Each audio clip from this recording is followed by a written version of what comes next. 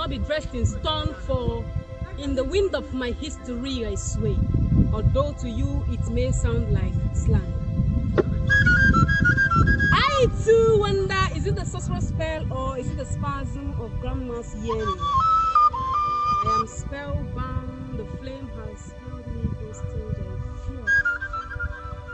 I fear I may never be freed.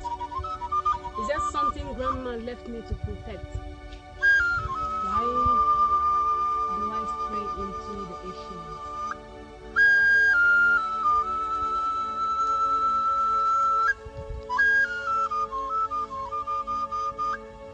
I heard the sound of Oja in solitude.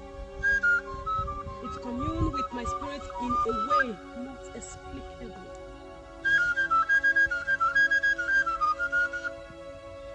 I am an ancient soul, decorated